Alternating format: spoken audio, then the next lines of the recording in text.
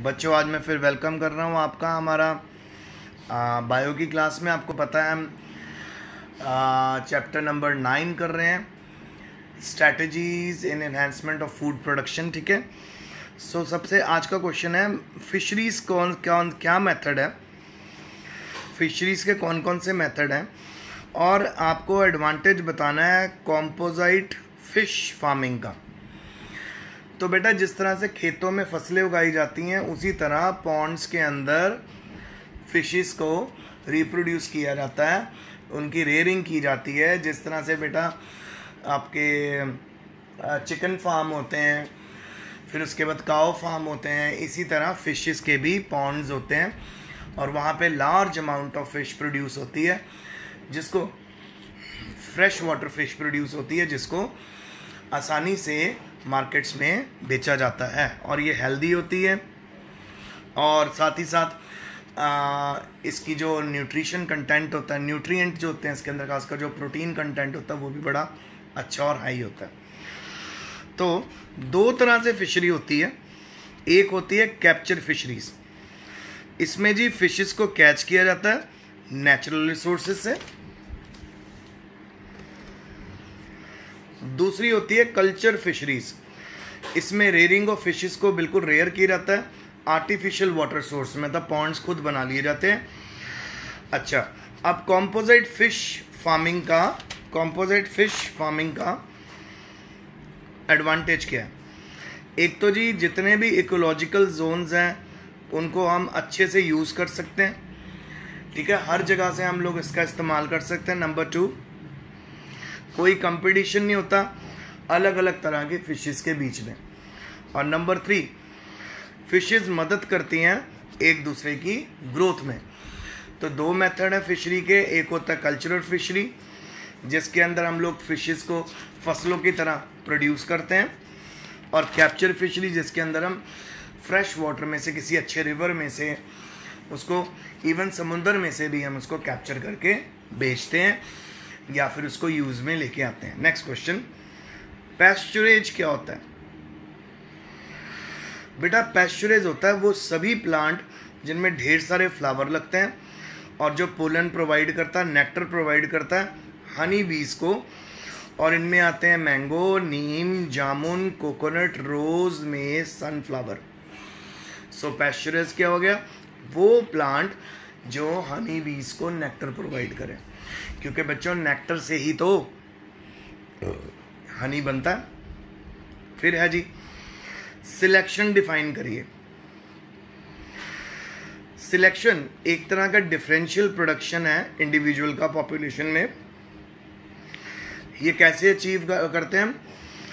Bye preserving favourable variant and eliminating undesirable plant. It is the oldest method of plant improvement. Selection दो तरह की होती है, एक होती है मास सिलेक्शन। ठीक है, प्लांट्स को सिलेक्ट किया जाता है उनके फिनोटाइप के बेस के ऊपर, मतलब एक्सटर्नल कैरेक्टर के ऊपर। फिर है जी प्योर लाइन सिलेक्शन, इसमें प्लांट को सिलेक्ट किया जाता है सेल्फ पॉलिनेशन के रिजल्ट पे। तो सबसे पहले सिलेक्शन का मतलब क्या है? सिलेक्शन का मतलब है, सपोज आपके पास 1000 प्लांट है, उन 1000 प्लांट में आपको 100 प्लांट ऐसे देखने को मिल रहे हैं जिनकी ग्रोथ बहुत अच्छी है, जिनके फ्लावर बहुत बड़े हैं, जिनमें नेक्टर बहुत अच्छा है। इन प्लांट्स को अगर हम मल्टीप्लाई करें और मतलब हम चूज़ कर लें, इन 100 प्लांट्स को हम बाहर निकाल लें जिनमें बहुत अच्छे करैक्टर हैं। अब इन 100 प्लांट्स को आपस में क्रॉस करवाएं, इनके बीच में फिर 50 प्लांट आ जाएं हमारे पास ऐसे जो और सुपीरियर करैक्टर कैरी करेंगे। फिर इन 50 प्लांट्स की क्रॉस करवाएं, उसके बाद फिर आपके पास 25 प्लांट आ गए जिनमें बहुत ही सुपीरियर करैक्टर आ गए हैं। अब इन प्लांट्स को हम लार्ज मास स्केल के ऊपर रिप्रोड्यूस करें तो हमें बहुत अच्छी वैरायटी मिल जाएगी। इसको मास सिलेक्शन बोलते हैं, मतलब एक्सटर्नल कैरेक्टर्स को स्टडी करते हुए बेस्ट एक्सटर्नल कैरेक्टर वाले प्लांट्स को चूज़ करना और उनको रिप्रोड्यूस करवाना। उसके बाद अगला आ जाता है जी pure line selection. Pure line selection में क्या होता है? इसमें प्लांट्स को कलेक्ट किया जाता है सेल्फ पॉलिनेशन के बेस के ऊपर, ठीक है। सेल्फ पॉलिनेशन आपको मैंने रिप्रोडक्शन में ही करवा दिया था। ये वो मेथड होता है जिसके अंदर आपको सेम प्लांट में पॉलिनेशन करनी होती है। सेम प्लांट का मेल फ्लावर सेम प्लांट के फीमेल फ्लावर को पॉलिनेट कर देता है, फिर वहीं पे नया फ्रूट बनता है। यानी सेल्फ पॉलिनेशन जो एक ही प्लांट में होती है, क्रॉस जो डिफरेंट में होती है।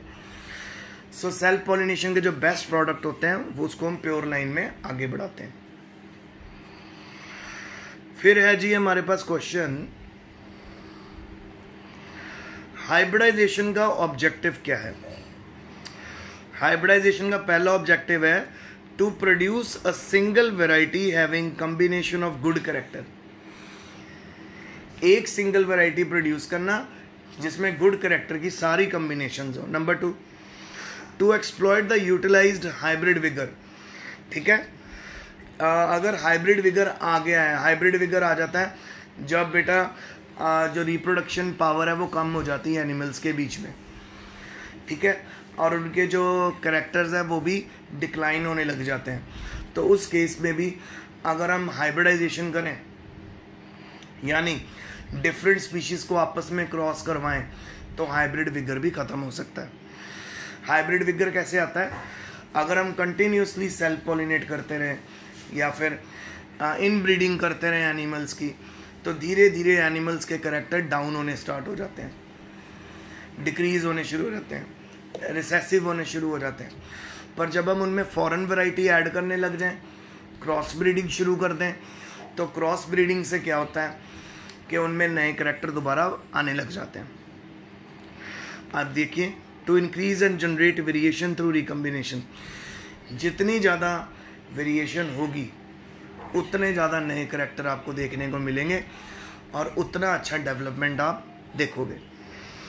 नेक्स्ट है जी, क्रॉप इम्प्रूवमेंट के लिए कौन कौन से मेथड का इस्तेमाल होता है कि हमें अच्छी से अच्छी क्रॉप मिले, गुड वैरायटी वाली क्रॉप मिले, हेल्दी क्रॉप मिले, प्रोडक्टिव क्रॉप मिले, तो क्या क्या चीज़ों को माइंड में रखना। तो जो अलग अलग मेथड है क्रॉप इम्प्रूवमेंट के वो हैं जी सिलेक्शन, नंबर 2 है बेटा हाइब्रिडाइजेशन। सिलेक्शन में बेस्ट क्वालिटी वाले आप लोगों ने प्लांट या एनिमल सिलेक्ट करने, हाइब्रिडाइजेशन उनके बीच में क्रॉस करनी है। फिर है जी पॉलीप्लॉइड ब्रीडिंग। पॉलीप्लॉइड ब्रीडिंग का मतलब होता है क्रोमोसोम नंबर कम और ज़्यादा वाले ऑर्गेनिज्म को आपस में ब्रीड करना, म्यूटेशन भी इंड्यूस करना, क्योंकि कई म्यूटेशन से भी बहुत अच्छे करैक्टर आ जाते हैं। टिश्यू कल्चर करना, क्योंकि बेटा प्लांट की टोटीपोटेंसी बहुत ज़्यादा होती है, रीजनरेटिंग पावर बहुत ज़्यादा होती है। तो अगर हम प्लांट के एपिकल मेरिस्टेम का एक छोटा सा पार्ट लेके उसको कल्चर करें, तो उससे जो प्लांट बनेगा उसमें बिल्कुल भी वायरल इन्फेक्शन नहीं होगा और जेनेटिक इंजीनियरिंग। फिर नेक्स्ट है जी म्यूटाजन क्या होता है। Name few commonly use mutagen. Simple बेटा, जो एजेंट म्यूटेशन कॉज करते हैं उनको म्यूटाजन बोलते हैं। कॉमन यूज होने वाले म्यूटाजन है जी ultraviolet radiation, X rays, gamma rays, chemicals होते हैं जैसे nitric acid, nitrous acid, mustard gas हो गई और नाइट्रोमिथाइल यूरिया। सो म्यूटाजन क्या, वो एजेंट जो म्यूटेशन कॉज करते हैं उनको म्यूटाजन बोलते हैं। उसके बाद म्यूटाजन की एग्जांपल्स आपको पूछी गई हैं, और कभी कभी बेटा म्यूटाजन ही होते हैं जो बेसिकली म्यूटाजन्स के कारण ही हमारे अंदर और मैं ह्यूमन बीइंग्स में या कैंसर नाम की बीमारी देखने को मिलती है। कैंसर म्यूटेशन से ही होता है जब अनकंट्रोल्ड ग्रोथ शुरू हो जाए, ठीक है, और वो अनकंट्रोल्ड ग्रोथ होती ही है अगर कंटिन्यूसली कोई ना कोई म्यूटाजन बॉडी में काम कर रहा है, जैसे तंबाकू, स्मोकिंग, ड्रिंकिंग, ठीक है, कम पानी पीना, ये सारे म्यूटाजन का ही काम करते हैं। ये ऐसी कंडीशंस हैं जिनमें म्यूटेशंस के चांसेस बढ़ जाते हैं और कैंसर होना स्टार्ट हो जाता है। सो म्यूटाजन क्या होते हैं? वो एजेंट जो म्यूटेशन कॉज करते हैं। एग्जांपल आपको दी हुई है। फिर गायनोजेनेसिस और एंड्रोजेनेसिस क्या है? गायनोजेनेसिस नाम से पता चल रहा है प्लांट्स की development from unfertilized cell of female gametophyte in ovary and ovule in tissue culture with the help of NCP। ठीक है। सो गायनोजेनेसिस क्या होता है? अगर हम फीमेल गैमेटोफाइट से ही प्लांट बना लेते हैं। एंड्रोजेनेसिस आपको नाम से पता चल गया, हैप्लॉइड प्लांट बनाना पोलन ग्रेन से और फ्रॉम मेल गैमेटोफाइट। आपको सिंपल पता है ना कि कैसे स्टिग्मा स्टाइल ओवरी होती है फीमेल प्लांट में। स्टिग्मा के ऊपर पोलन ग्रेन बैठता है, वो पोलन ट्यूब प्रोड्यूस करता है, पोलन ट्यूब अंदर आती है, ओव्यूल को फर्टिलाइज करती है। तो बेटा अगर तो ओवरी से ही, ओव्यूल से ही, फीमेल गैमेटोफाइट से ही नया प्लांट बन जाए, उसको बोलना है गायनोजेनेसिस। और अगर पोलन ग्रेन से पूरा प्लांट बन जाए तो उसको बोलना है हमने एंड्रोजेनेसिस। एंथर कल्चर क्या होता है? इसकी एप्लीकेशन बताओ। तो वही बेटा एंथर कल्चर हमारा एंड्रोजेनेसिस ही होगा। आइए पढ़ें। जब हम किसी प्लांट के एंथर्स को लेते हैं, उनको कल्चर करते हैं सूटेबल मीडियम में, ठीक है, और उनसे हम बनाते हैं हैप्लॉइड प्लांट, तो उसको एंड्रोजेनेसिस और एंथर कल्चर बोलते हैं। यानी मेल रिप्रोडक्टिव पार्ट से ही पूरा प्लांट बना लेते हैं जब हम। कोई मुंह में किशविश मत करना इसके। और इस टेक्निक को डेवलप किया था गुहा ने डेवलप किया इस टेक्निक को, और महेश्वती ने भी। अच्छा, अब इसकी यूजफुलनेस क्या है? इसमें बेटा हमें रिप्रोडक्शन की नीड नहीं होती, सीधा ही प्लांट बन जाता है पोलन ग्रेन से, ठीक है। और इसमें हमें प्योर लाइन मिलती है, और इसका इस्तेमाल होता है हैप्लॉइड ऑफ डैचर। हैप्लॉइड ऑफ डैचर का मतलब होता है मेल प्लांट बनाना, हैप्लॉइड प्लांट बनाना, जो यूजली फ्री ऑफ डिजीज होते हैं। पर एक बात है, इनमें वेरिएशन नहीं मिलेगी।